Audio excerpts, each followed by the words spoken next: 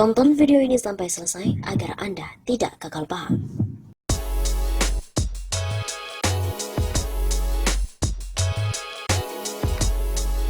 Jokowi gagal paham esensi bernegara.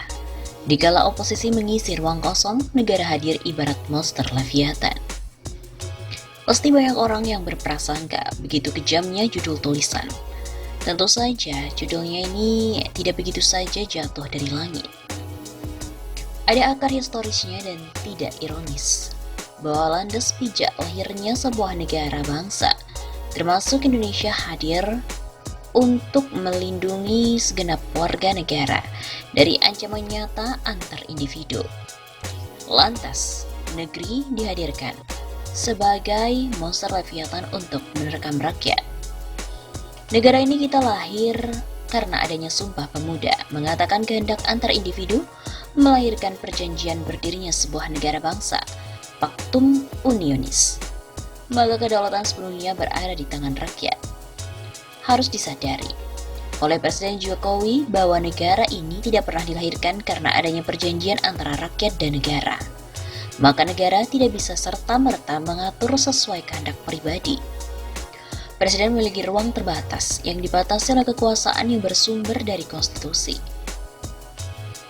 Ini bukan tentang Descartesian atau pengikut René Descartes yang mengandalkan kehidupan berlogika dan nalar sebagai sentrum kehidupan. Namun bernalar dan berlogika seringkali menjadi penting, tidak hanya di dunia akademis, tetapi juga pentingnya logika dalam merancang bangun negara bangsa. Seperti Indonesia, yang bangunan tata praja dan peranata hukumnya belum sempurna. Apakah bernalar jika seorang presiden yang menjadi pemimpin tertinggi sebagai kepala negara dan juga kepala pemerintahan perlu membentengi diri dari oposisi pemerintah?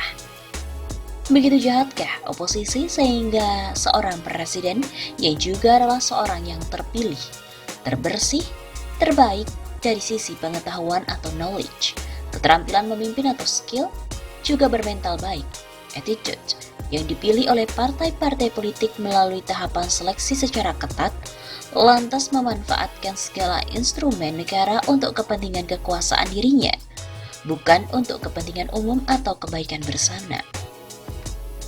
Ironi bahwa saat ini partai-partai yang justru mengusung kader terbaik mereka menjadi Presiden Republik Indonesia berusaha keras untuk mempertahankan kedikdayaan dengan menyalahgunakan kekuasaannya atau abuse of power dari segala ancaman yang hanya sekadar tekanan verbal adalah sesat pikir dan juga sesat nalar. Presiden sebagai seorang kepala negara dan kepala pemerintahan merupakan pengguna kekuasaan yang bersumber dari konstitusi. Namun konstitusi negara mengamanatkan kekuasaan presiden juga tidak tak terbatas. Itu esensi negara yang perlu dipahami oleh Presiden Jokowi. Di saat presiden yang berada di Bizantium kekuasaan, yang saban hari disembah sujud oleh semua elemen bangsa, justru memanfaatkan semua instrumen negara hanya untuk melindungi diri sendiri yang berkuasa luar biasa. Sementara rakyat kecil berjuang setengah mati mencari perlindungan dan keadilan di negeri ini. Sangat naif. Bila mana presiden menjadikan institusi negara sebagai alat kekuasaan, maka tindakannya merupakan perwujudan nyata dari apa yang sering diungkapkan dan dikhawatirkan rakyat. Bahwa ternyata kekuasaan negara ini ibarat silat yang menyayat dan menancap tajam ke orang-orang kecil, tetapi tumpul pada penguasa di singgasana kekuasaan.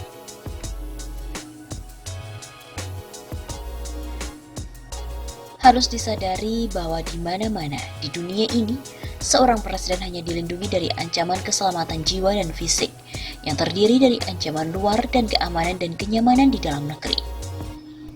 Dalam konteks ancaman ini, semua upaya perlindungan secara protokoler telah diberikan oleh negara sehingga tidak terlalu penting diberi perlindungan secara hukum, apalagi terkait dengan ujaran, demonstrasi dari rakyat terhadap presiden sebagai kepala negara dan kepala pemerintahan.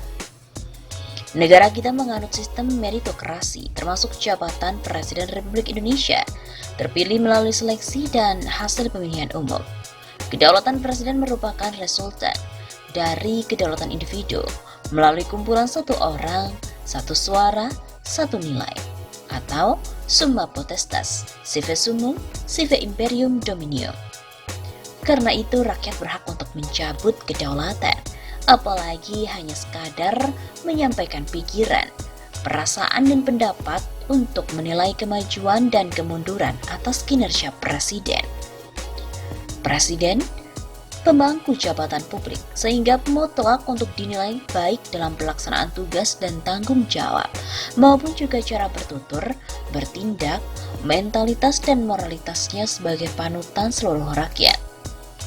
Presiden juga harus siap menerima berbagai cacian, makian, kritikan yang berorientasi kepada merendahkan harga diri dan martabat sekalipun, sebagai bagian yang tak terpisahkan antara jabatan presiden dan pribadi. Sekali lagi, bahwa presiden itu orang yang terseleksi secara ketat termasuk kadar moralitas dan persoalan pribadinya, sehingga sejatinya secara otomatis nyaris terhindar atau bahkan jauh dari ujaran kebencian. Namun jika rakyat menyampaikan kata-kata yang mengandung ujaran kebencian, maka tentu saja terdapat persoalan yang serius dan juga kronis dilakukan oleh seorang presiden yang disegani. Karena itu justru yang harus diperiksa adalah pemerintahannya, di mana mereka tidak mampu mendeliver haluan negara kepada rakyatnya, bukan malah rakyat yang disalahkan. Karena itu bisa diduga para pemimpin kita ini bernalar laba-laba, complicated, atau bahasa di Papua disebut logika rumit atau bunyi kiki. Tagar 2019 ganti presiden bukan untuk menghina presiden. Salah besar, Profesor Jimli Asidiki mengatakan menghina presiden. Rakyat tidak mengatakan mengganti presiden yang sedang berkuasa pada tahun 2018 karena bisa dianggap makar. Tetapi 2019 ganti presiden adanya komitmen rakyat untuk melakukan sebuah perubahan pemimpin nasional secara konstitusional melalui momentum pemilihan umum 2019. Sangat wajar jika rakyat menggaungkan opini atau keinginan ganti presiden dari saat ini di mana sudah memasuki momentum politik pilpres. Jika pemerintah berpandangan sistem kadaluarsa ini, maka reformasi secara substansial belum berjalan secara maksimal. Dan inilah yang menjadi problem serius bangsa kita ini, di mana kita telah tersandra dengan pola pikir dan nalar Orde Baru, bahwa presiden adalah simbol negara sehingga harus diselamatkan dan dilindungi. Padahal tidak ada satu pasal dalam konstitusi yang mengatakan presiden itu adalah simbol negara. Jabatan presiden itu bukan simbol negara bangsa, seperti Pancasila, Undang-Undang Dasar 1945, Burung Garuda, Adagium Unitarian, atau Bhinneka Tunggal Ika. Secara hukum, presiden juga kekuasaannya tak terbatas, artinya kekuasaan presiden dibatasi oleh konstitusi. Selain sebagai mandataris MPR, juga sebagai warga negara biasa di hadapan hukum. Oleh karena itu, presiden memiliki hak untuk mengajukan gugatan dan juga kewajiban untuk mematuhi hukum. Pada saat ini kita mesti mencari jalan keluar, bagaimana negara memberikan ruang ekspresi bagi para kelompok oposisi dan intelektual, dan juga masyarakat untuk menjalankan keseimbangan terhadap kekuasaan. Hal ini adalah sebuah hal yang penting untuk antisipasi agar kekuasaan tidak memupuk pada seorang individu yang cenderung otoriter dan bernafsu untuk menyalahgunakan kewenangannya. Seperti para politisi dan birokrat gila jabatan dan pencilat terhadap kekuasaan.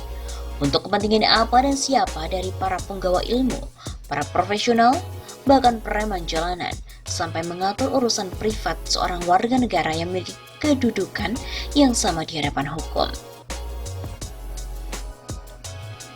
Jika ada tindakan rakyat dan oposisi yang mengarah pada tindakan yang mengandung unsur pidana, maka tanggung jawab pribadi untuk menggunakan haknya sebagai warga negara untuk mengajukan gugatan hukum.